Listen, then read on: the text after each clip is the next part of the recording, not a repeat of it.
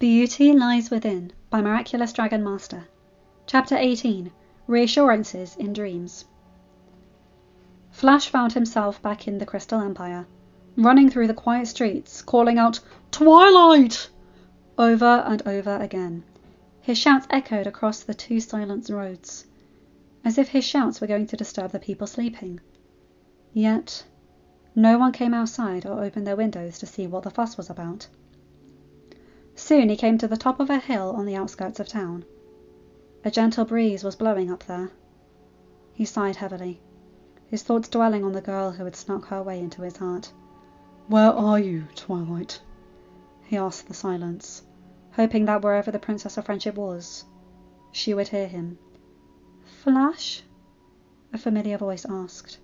Flash felt his breath hitch, and he slowly turned around. There she was.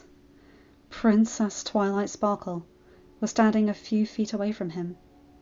Her long indigo ponytail with purple and pink highlights was slightly blowing in the breeze, and the lavender feathers of her alicorn wings were rustling softly.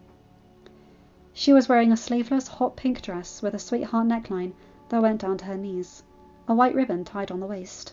The skirt was ruffled, and she wore matching hot pink boots. She looked beautiful. "Twilight!" Flash cried out, feeling overjoyed and relieved.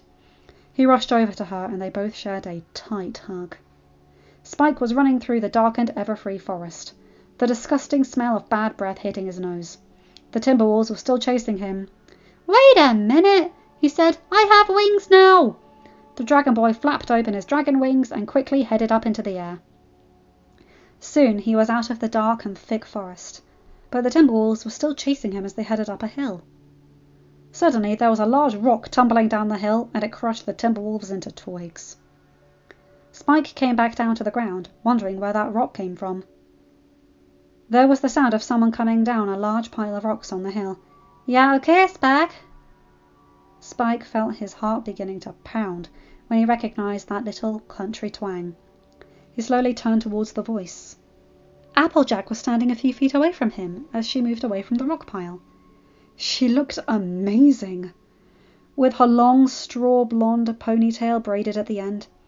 She wore a strapless blue dress with a red trim and apple prints on the skirt that went to her knees.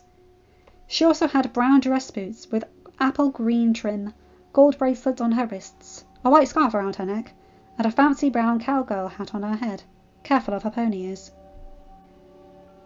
"AJ?" he asked, not believing his eyes. The cowgirl smiled at him, her eyes filling up with overjoyed tears. "Howdy there, Spike," she said softly. Spike ran over to her and gave her a big hug, tears coming down his face. She returned it just as tight. Soren found himself flying high above fluffy white clouds that seemed luminous thanks to the moonlight. He felt like he had been searching for hours, but yet there was still no sign of her. When he cupped his hands and was about to shout out her name, a familiar voice calls out first. "Soren!" The call echoed through the sky. Soren felt his blood pumping through his wings and body at a much faster rate. He zipped through the clouds towards the direction where the voice came from. Suddenly, he stopped in mid-air when he saw a figure standing on the grounds of the Wonderbolt's headquarters. He landed and stared at the vision before him. Rainbow Dash was standing there, looking at him with overjoyed eyes. She was just stunning in her attire.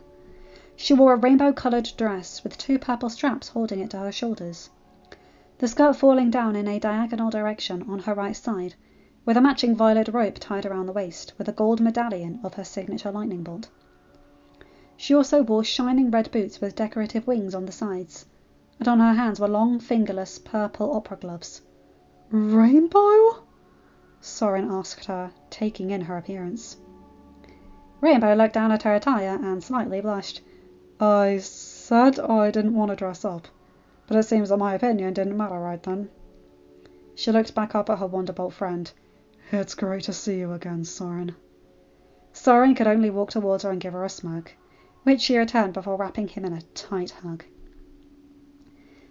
Cheese Sandwich was wandering throughout the sleeping town of Ponyville, his footsteps ever so slow. Yet it seemed to him that the buildings were just colourful blurs, as if he was moving at lightning speed. But he didn't care. He just felt like he had lost all hope.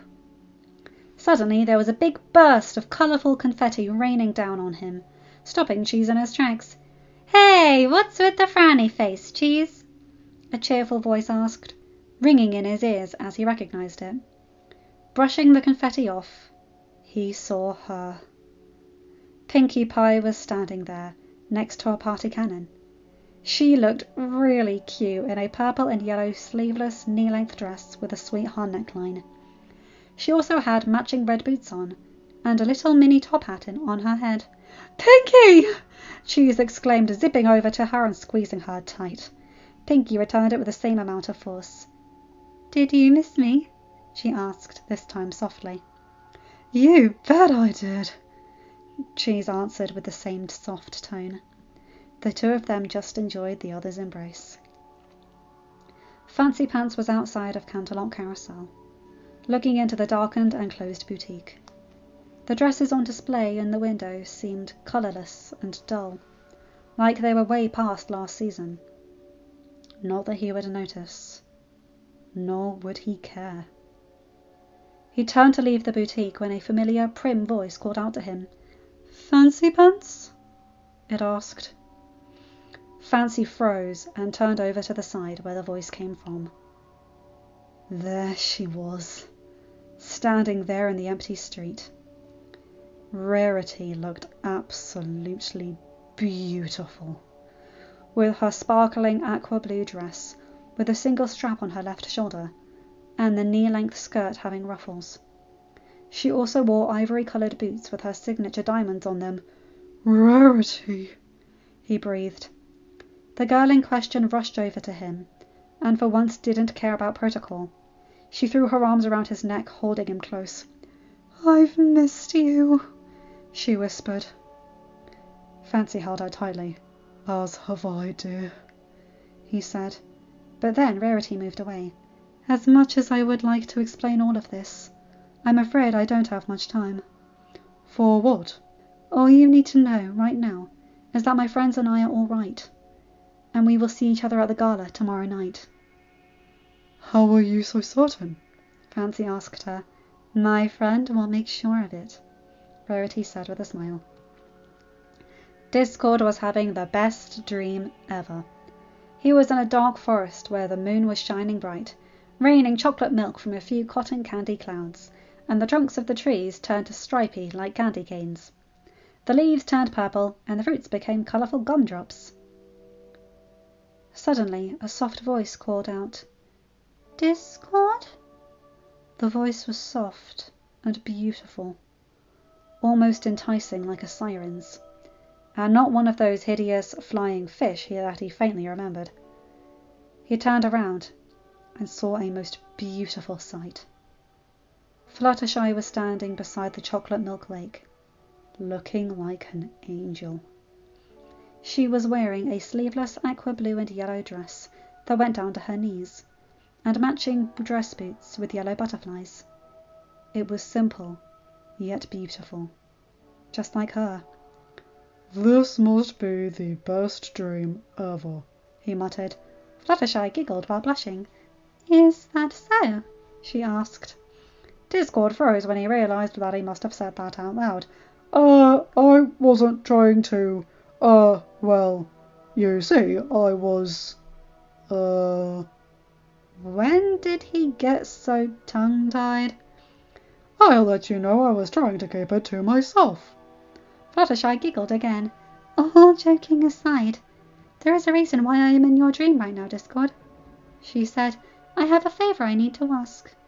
"Of course," he said, "but why now? Couldn't you have waited until morning?" Fluttershy looked down at the ground, shuffling her feet. You know that the gala is tomorrow night?" "Yeah?" Discord replied, not sure where this is going, but he had a feeling that he didn't like it. The girls and I have been waiting for it for months. Fluttershy continued nervously. So, we were wondering if it was okay if we went anyway? What? Discord shouted, making Fluttershy flinch. She had a feeling that he was going to react this way. Absolutely not! But Discord... Fluttershy tried to reason, but she was cut off. If you girls set 1 foot out of that castle, there is a good chance that Chrysalis will kill you 6 once she finds you. She won't! Fluttershy retorted back, which was a little out of character for her, but the desire to go to the gala gave her determination to defy her friend's orders. What makes you so sure about that? Discord demanded. Fluttershy's face softened into a smile. Because you will be there with us, she said. With me. Discord felt all the anger immediately leave him and shock replace it. What? He asked her. The other girls want to meet up with some friends of theirs at the gala, Fluttershy explained. Sort of like dates? Discord asked her. She shrugged. I don't know, she said. If I ask, they'll probably deny it, but I guess so. And since you don't have one, do you? Discord questioned, feeling somewhat worried that his friend might have a date to go to the gala with already. Remember what happened with the Smooths? He flinched. Great, now I'm bringing up my own mistakes. Fluttershy giggled. It happens to everyone, she assured him. But no, I don't have a +1. This time, I wanted to see if, She trailed off for a few seconds, looking down at her boots again. You wanted to come along? Really? Discord asked, not believing his ears. She nodded, looking back up at him. And, also, you would be able to get us in and get us out before Chrysalis would know we were even there. So, basically, it's a win-win for everyone. Discord summed it up. Fluttershy nodded. So, can you let us go to the gala? She pleaded, looking directly into his multicoloured eyes. Once again, Discord found himself being mesmerised by those teal-green eyes that are like the sea at morning. They truly were like sparkling gems. Finally, he sighed with a defeated huff. Fine, he said, making Fluttershy beam up at him. But only for 1 hour. Then we're out of there. Immediately there were dainty arms wrapping around his middle, squeezing him tight. Thank you, Discord, Fluttershy said. The girls and I really appreciate this. The Lord of Chaos quickly found his arms wrapped around her petite frame and holding her close to him, his face almost touching her rose-scented hair. The two of them then remained in comfortable silence like that for a few more seconds, before Fluttershy broke the hug and looked up at the moon. There were pink rose petals blowing in the breeze. I guess that means our time is almost up, she said softly. The other girls must be getting that signal as well. Indeed, there were faint figures appearing in a row, the girls appearing next to Fluttershy, and the boys appearing next to Discord. The Lord of Chaos could see that everyone else, except Fluttershy and himself, was see-through. But as each of the girls and their respective partners appeared, more stuff began blowing gently in the wind. Red rose petals around Twilight, autumn leaves around Applejack, blue feathers around Rainbow Dash, bubbles around Pinkie Pie, and lilac petals around Rarity. We can see them, but they can't see us, Discord said aloud. Fluttershy nodded. Same for them, she added. Also, we can hear them, but they can't hear us.